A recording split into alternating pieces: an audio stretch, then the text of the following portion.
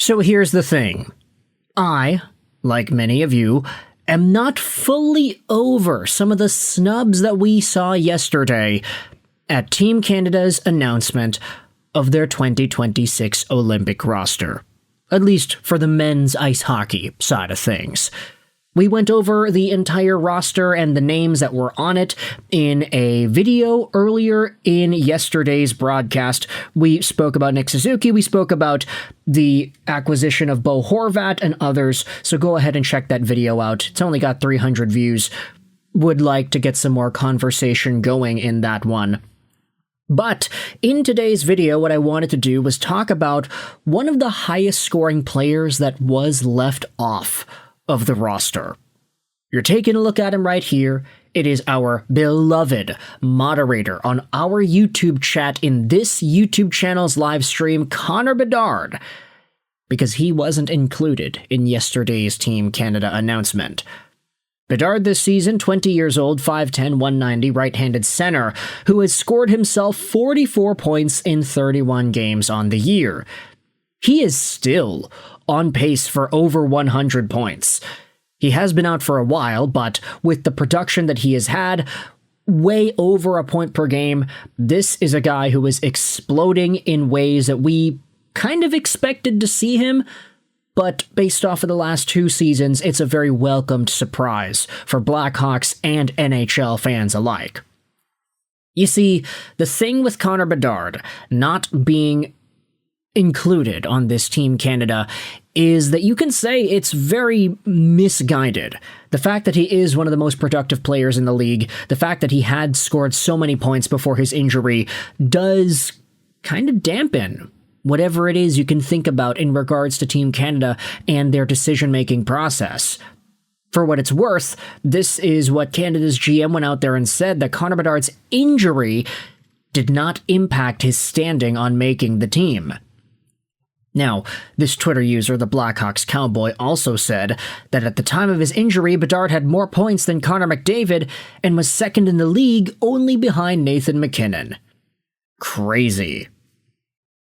You can see that this video got 81,000 views. It's essentially the GM going out there and saying that, yeah, Bedard's injury didn't have a hand in us choosing not to make him a part of the team. The implication is even if Bedard was healthy, he wouldn't have been chosen regardless. Anyways, there is another point that I wanted to go out here and talk about. Jess went out there and tweeted, can someone genuinely explain why Bedard was not even in contention for Team Canada when he was having just as good of a season as Celebrini? I'm actually curious. Optimistic Sharks fan replies, you guys always bring up Celebrini's name. Celebrini was more deserving and Bedard deserved to make the team. Both things can be true without trying to compare what Celebrini has done this season with Bedard. That isn't to bring Celebrini down at all. He's incredible, and he absolutely deserves to be in the roster. I was just saying that Bedard has had a comparable season to him. Now, for what it's worth, there was a reply here that I do think needs to be talked about as well. Not sure where I read or heard it, but I heard that Hockey Canada is butthurt that Bedard said no at playing at the World Hockey Championships earlier last year after the season was over. And that is absolutely true. You could take a look at it. Connor Bedard did not participate at the World Championships in 2025. He did so in 2024. He had 8 points in 10 games. That's great.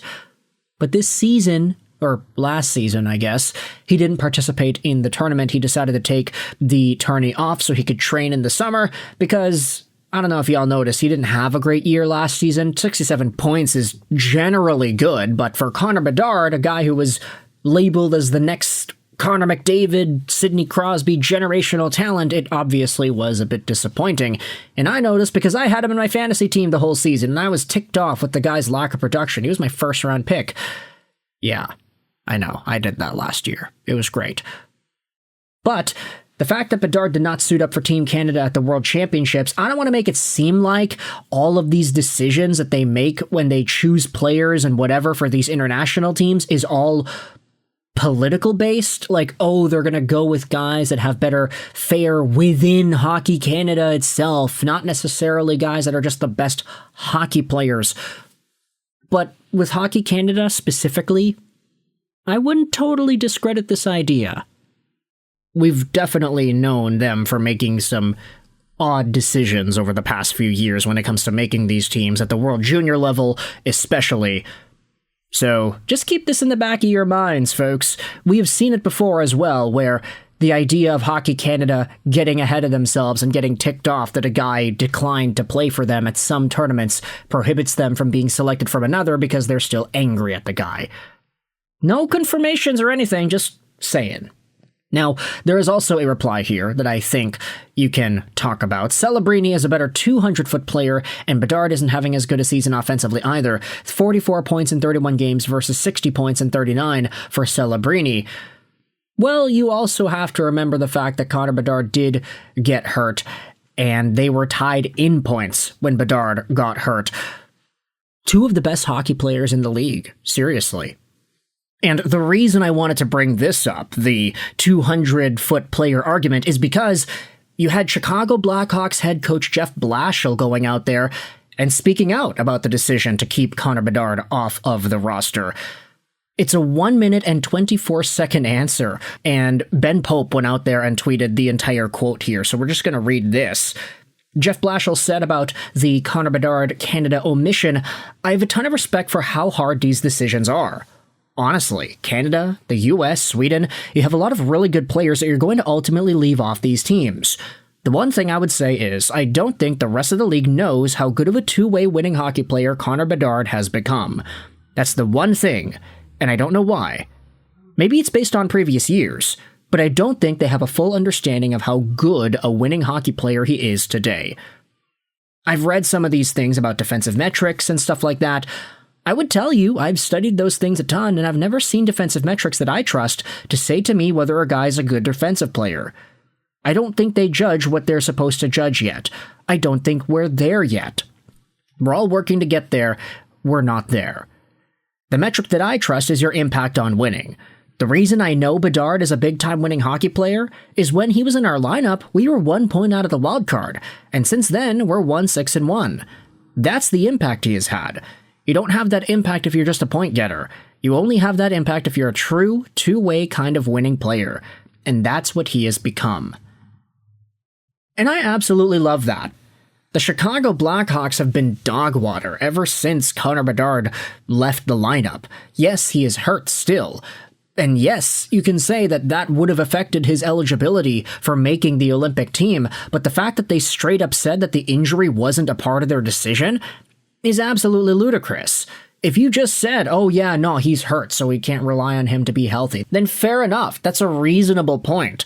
But saying straight up that, yeah, no, we weren't thinking about him, even if he wasn't injured, when he was one of the top point producers in the NHL at the time of his injury, that is another one of these things where it's like, yeah, no, I don't really get the thought process there. Unless it's like straight up, oh, they think he's too small and they wouldn't want to have him in a bottom six role with penalty killers and other energy guys. Like, you think about the kinds of players that Team Canada chose. It's clear that they didn't just select all the guys with the highest point totals. They went with a certain kind of team with varied roles amongst the roster. So let's just say a guy gets injured. If it's like a Tom Wilson getting hurt, Connor Bedard is probably not going in there and filling that spot. Most likely, it's like a Sam Bennett or somebody. If you get a knock on wood, obviously, if a Celebrini gets hurt or whatever, then maybe Connor Bedard has a better chance at getting added to the lineup as a substitute. Maybe a Seth Jarvis or a Mark Scheifele goes if that's the case. There are a number of ways you can look at it, but ultimately, I want you to let me know your thoughts in the comment section below. How do you feel about this information on Connor Bedard's omission from Team Canada and why you feel it is they decided to not choose him? Do you think it could be boiled down to them being ticked off that he ended up not going to the Worlds last year? I certainly wouldn't discredit it. Let me know your thoughts in the comment section below. I hope you enjoyed this video. And bye.